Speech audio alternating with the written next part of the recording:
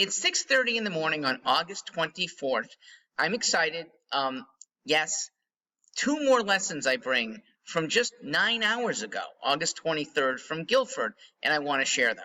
So we're up to number 3, is pay to stay.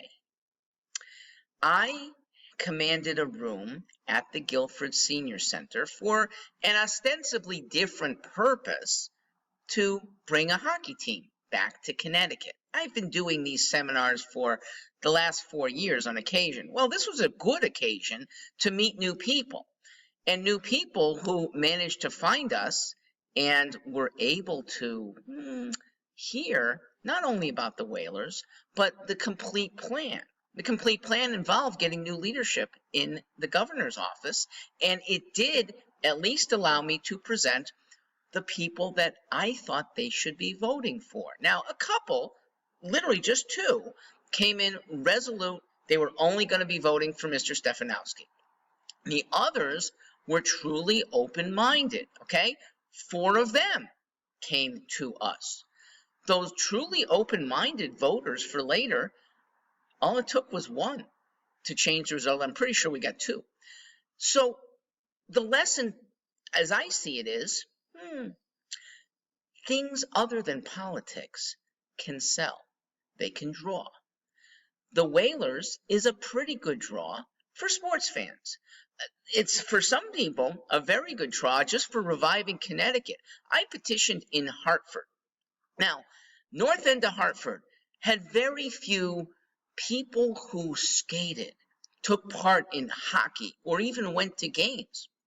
But those people signed my petition because they were enthused about the nightlife that came from Hartford, the vibrancy, the extra jobs that it entailed, the cool opportunities for their kids that being a vendor on the side had. They, even though hockey's a very Euro sport, North End Hartford people were all over it. There are other ways to draw, and I think, though I'm not as passionate about them as I am about bringing an NHL team back to Connecticut, I think candidates should use those other ways, because just saying come and vote for a political endeavor might not be enough. All right, second lesson is that pays to stay, or pay to stay, might actually be the better lesson. So there was one visitor who was way early for the 7:30 convention. He arrived at 5:30, couldn't stay late. He had some sort of commitment, and I dutifully took down his name, took down his phone number in case some call-in vote was allowed. It wasn't, and it shouldn't have been. But I did my best, and I did inform him, you're almost certainly losing your access if you don't stay till 7:30. Well, had he stayed till 7:30, because he told me he would have voted for Stefanowski, had Bob paid him to stay, I mean, maybe a lot of money. Bob spent a lot of money to make this happen and fell short by 1 vote. One guy who might have childcare responsibilities, pay for a nanny, pay her overtime.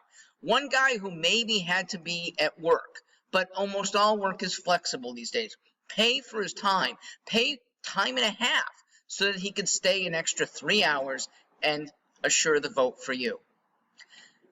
Candidates who can't afford to put money where it really counts. This is called where you have the most leverage, okay? Literally with a voter at a voting booth in a tight election. This is where it pays to play, and in his case, pays to stay. I'm Mark Stewart. 2 more lessons from one night in Guilford. The other video I think is up now. Congratulations, Rob and Chip and the whole independent party for your staying, your fighting tough, and with it, getting that 1 vote victory.